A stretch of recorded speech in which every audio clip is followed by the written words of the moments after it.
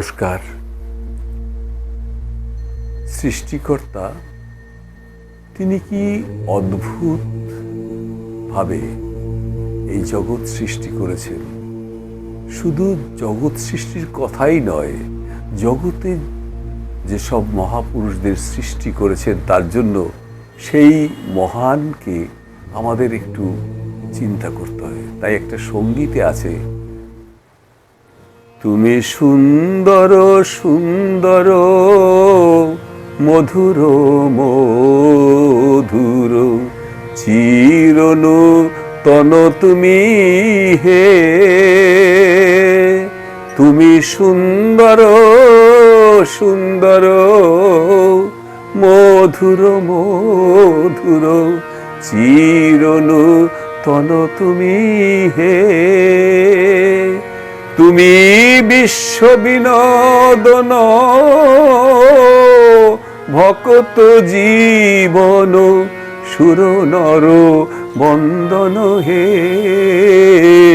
তুমি সুন্দর সুন্দর মধুর মধুর চিরনূতন তুমি হে। আজকে আমাদের বক্তব্য সেই যে সেদিন, অর্থাৎ আমরা আগেই খবর পেয়েছি যে মহাত্মা গুরুনাথ তিনি পৃথিবীতে এসেছেন। তো তিনি এতদিন অনেকটা বেড়ে গেছেন আমাদের কথা অনুযায়ী বা আজকের এই ইতিহাস অনুযায়ী। তিনি শিশু অবস্থায়, তার যে শিশু বৃত্তি সে সময় চলছে। কিন্তু সবচেয়ে ঘটনা, শিশুটির মধ্যে ওই যে বৃদ্ধা রমণী এসে যে ভবিষ্যৎবাণী করে গেলেন, যে শিশুটি সাধারণ শিশু নয়, এক অসাধারণ শিশু, এক মহাপুরুষ, এক মহান আত্মা জগতের কল্যাণে আবির্ভূত হয়েছেন। সৃষ্টিকর্তা তাকে আবির্ভূত করেছেন। আমরা সেই শিশুটির বাল্যকাল, অর্থাৎ খুব শিশু অবস্থা থেকেই দেখা যায় যে সেই শিশুটি বড় খুব ধীর স্থির এবং সর্ব ব্যাপারেই তার জন্য আচার আচরণ একটা নতুনত্ব আছে। সাধারণ ছেলেপেলের মতো নয়। পিতামাতার প্রতি ভক্তি, বিশ্বাস, তাদের শ্রদ্ধা, তারপরে লেখাপড়ার মধ্যে তার মনোযোগ এবং মেধা, সব কিছু মিলিয়ে একটা এমন একটা সুন্দর সেই শিশুটির মধ্যে অবস্থান দেখে সকলের একটা ভীষণভাবে মনে হচ্ছে, সত্যিই তো ওই যে বৃদ্ধা রমণী বলে গেলেন, এর ভিতরে তার অনেক লক্ষণ। তা সেই শিশুটির সম্বন্ধে আমরা কথা বলবো, কিন্তু কথা বলার আগে একটু আমরা ওই যে প্রশ্নটা হয়েছিল যে মহামানবদের আবির্ভাব হয় কেন, এর একটা বিশেষ কারণ আছে। আমরা যে কথাটা বলছি তার মধ্যে এই কথাটা বিশেষ প্রযোজ্য। প্রশ্নটার মধ্য দিয়ে একটা দৈব শক্তির আভাস পাওয়া যায়। দৈব শক্তি অর্থাৎ ঈশ্বরাদিষ্ট ব্যাপার। কেননা সৃষ্টিকর্তা বিশ্বপিতা তার একান্ত ইচ্ছায় এবং জগতের কল্যাণের জন্য মাঝে মাঝেই এরূপভাবে অনেক অনেক জায়গায় অনেক অনেক মহাপুরুষদের পৃথিবীতে আবর্তিত করেন। যদি একটু গভীরভাবে চিন্তা করা যায় তাহলে দেখা যায় বিভিন্ন সময় বিভিন্ন স্থানে কোনো কোনো মহাপুরুষদের আবির্ভাব ঘটেছে, আর সেই আবির্ভাবের পেছনে সৃষ্টিকর্তার সৃষ্টির তার একমাত্র ইচ্ছা তাই পূরণ হয়েছে। সুতরাং এ যাবৎ আদিকাল হতে যে সকল মহাত্মা মহাপুরুষগণ আবির্ভূত হয়েছেন তারাই অবতার রূপে ঘোষিত হয়েছে।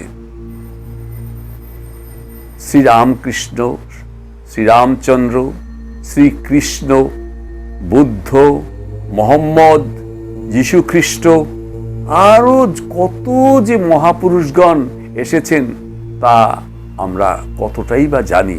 সকলেই সৃষ্টিকর্তার নির্দেশে হয়েছে, তাতে কোনো সন্দেহ। এইসব সৃষ্টি কিন্তু সৃষ্টিকর্তার নির্দেশে হয়েছেন।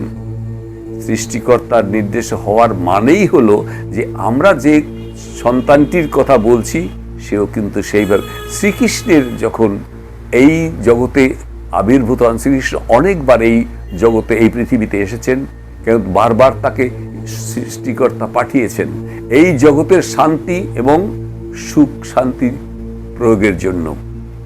তাই আবার তিনি এটাও হয়েছেন, তাহলে কেন তাকে বারবার আসতে হচ্ছে সেই জন্য যে তিনি সেই বাণীতে বলেছেন শ্রীকৃষ্ণ, যদা যদা হি ধর্মস্বর গ্লানির্ভবতি ভারত অভ্যুত্থানাং ধর্মস্য তদত্মানামছিজম্মহম পবিত্রানায় সাধূনাম বিনাশাশ্চ দুষ্কৃতাম ধর্ম সংস্থপনায়ার্থ সম্ভবামি যুগে যুগে।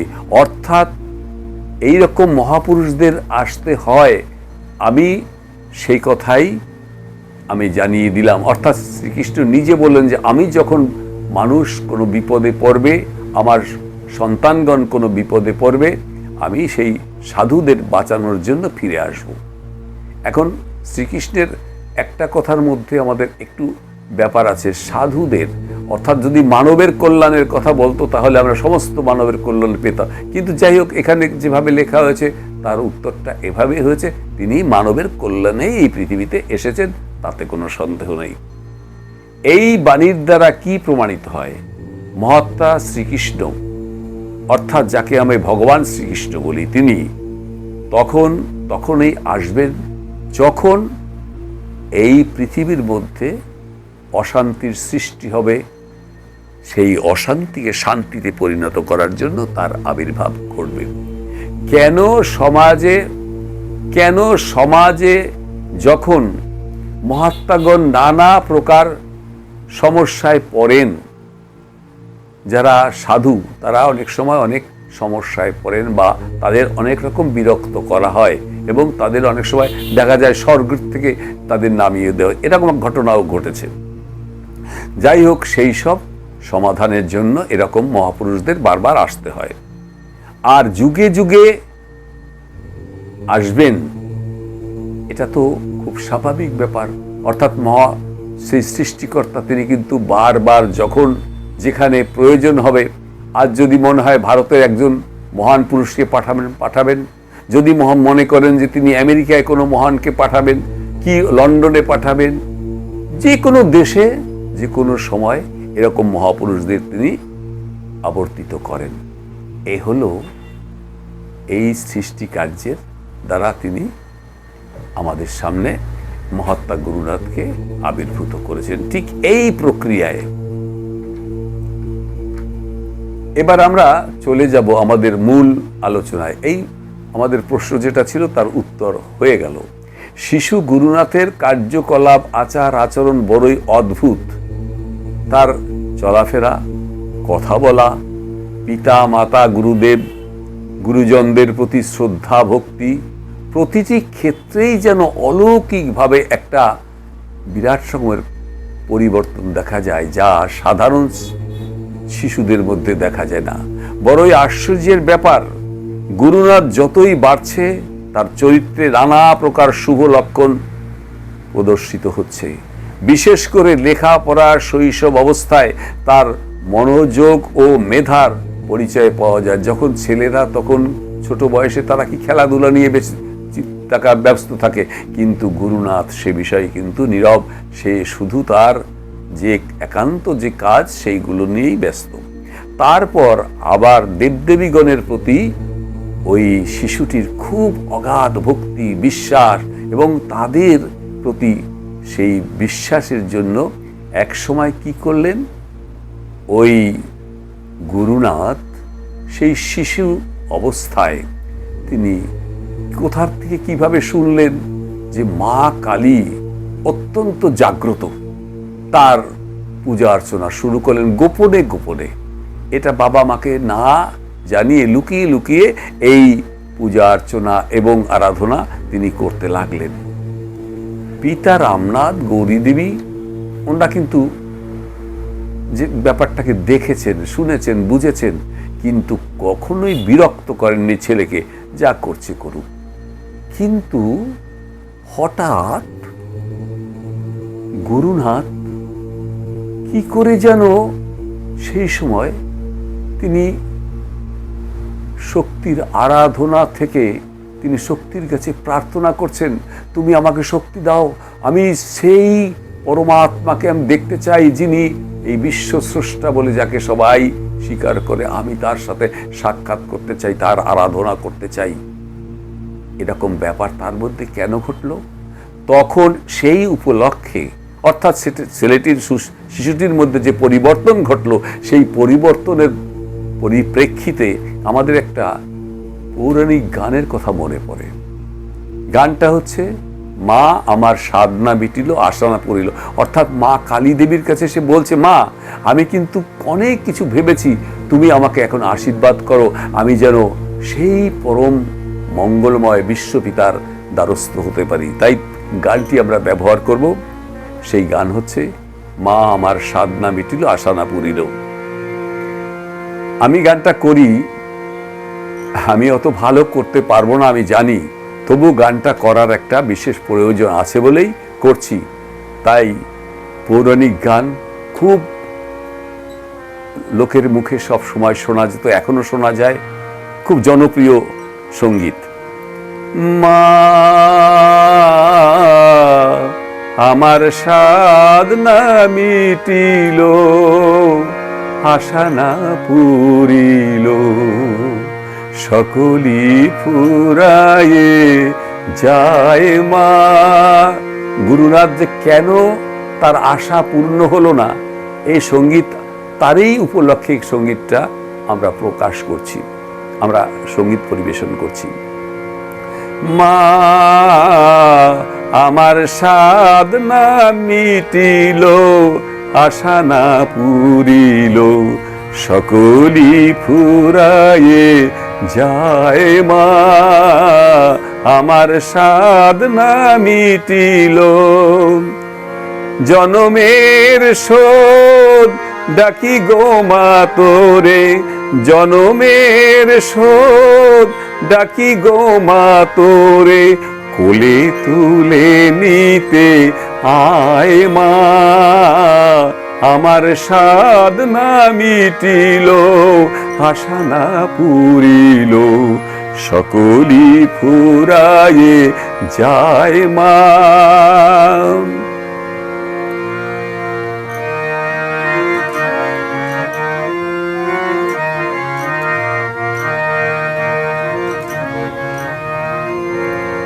পৃথিবীর কেউ ভালো তো বাসে না, এ পৃথিবী ভালো বাসিতে জানে না।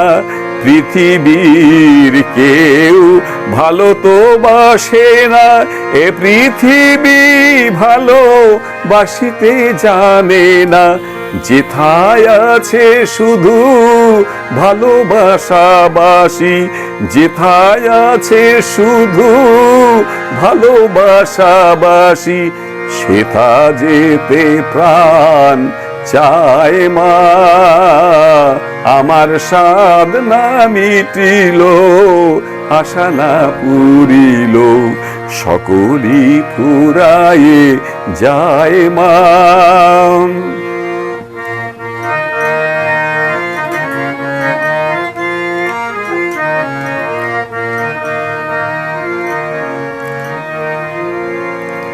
বড় দাগা পেয়ে বাসনা তেজেছি, বড় জ্বালাশয়ে কামনা ভুলেছি।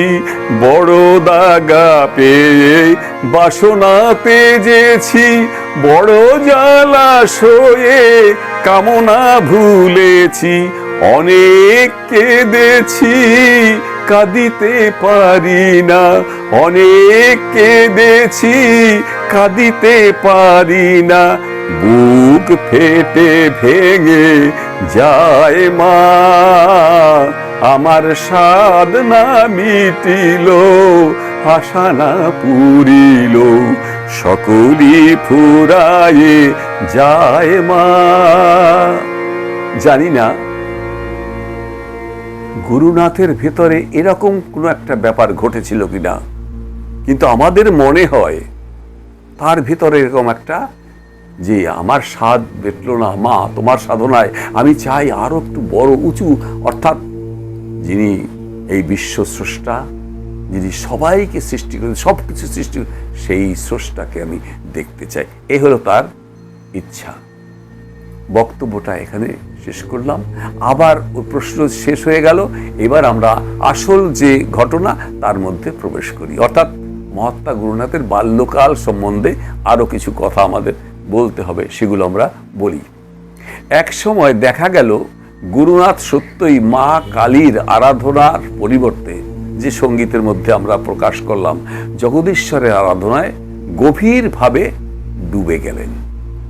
এই যে সঙ্গীত, তার সঙ্গে কিছু একটা নিশ্চয়ই সম্পর্ক আছে। আরো লক্ষ্য করা গেল গভীর রাতে গুরুনাথ যেন ধ্যান অবস্থায় ওম ওম ওম এই ধ্বনি উচ্চারণের মধ্য দিয়ে পরম পিতার আরাধনায় মগ্ন হলেন শিশুটি। কল্পনা করা যায় একটি শিশু, তার বয়স কত, 4-5 বছর বা 6 বছর, সে কেন এতটা গভীর হলো পরম পিতার আরাধনায়। ওই অবস্থা দেখে সাধু রামনাথ গুরুনাথকে নিয়ে অনেক স্বপ্ন দেখতে শুরু করলো যে হ্যাঁ, এই শিশু তো সত্যি সত্যি ওই যে বৃদ্ধা রমণী এসে বলে গেল, আমরা সত্যি সত্যি অতটা হয়তো ভাবতে পারিনি যে এই শিশুর মধ্যে কিছু একটা ঐশ্বরিক শক্তি আছে। আজ তার আচার আচরণে তাই বোঝা যায়। তাই যাই হোক, এবার আমরা এই যে অধ্যায় এতক্ষণ কথা বললাম, তাহার দ্বারা কি প্রমাণ হলো যে শিশুটির মধ্যে এমন কিছু পাওয়া গেল যে শিক্ষা দীক্ষা ধ্যানে জ্ঞানে বুদ্ধিতে এবং অল্প বয়সেই সে কিন্তু পরম পিতার আরাধনায় যুক্ত হল। এটাই হলো বিশেষত্ব। অর্থাৎ ওই যে বলা হয়েছিল, আগের প্রশ্নে বলা হয়েছিল যে কি, যে বারবার পৃথিবীতে মহাপুরুষ আসে কেন, এই মহাপুরুষ তার মধ্যে দিয়ে প্রমাণ হচ্ছে, আসার তার কারণ আছে। তাই আমাদের বক্তব্য এখানে শেষ হলো। তাই আবার একটা গানের সেই কলিটা আবার বলবো, এই গানটা আমাদের করতেই হবে, এটা আমাদের প্রত্যেক গানের মধ্যে থাকবে। ধন্য করো মানব জীবন ওগো ভগবান, ধন্য করো এ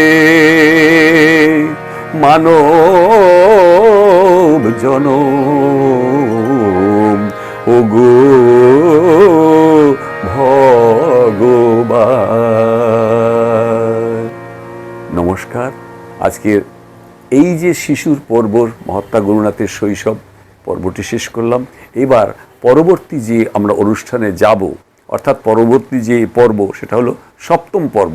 সেই পর্বে আমরা আসব আপনাদের সামনে। আপনারা আজকে এতক্ষণ ধৈর্য ধরে শুনলেন, আপনাদের সকলকেই ধন্যবাদ জানাই। কেননা আপনারা যদি ধৈর্য ধরে না শোনেন, আপনারা যদি মনোযোগ সহকারে না শোনেন আমার কথা, এবং আমাকে যদি সাহায্য না করেন আপনারা এই শ্রুতি মধুরতা দিয়ে, আপনাদের শ্রবণ শক্তি দিয়ে, তা না হলে কিন্তু আমি আমার কথা বলতে পারবো না। তাই আপনাদের কাছে আপনাদের সকলকেই ধন্যবাদ এবং প্রণাম জানাই। আর আগামী যে পর্ব, সেই পর্বে বলে রাখি, সেটা হবে মহাত্মা গুরুনাথের উচ্চশিক্ষা অভিযান। শিশুকালটা চলে যাবে, তারপরে উচ্চশিক্ষা তার শেষ, সেই শেষ শিক্ষা অর্থাৎ অভিযান, সেইটা নিয়ে বলবো।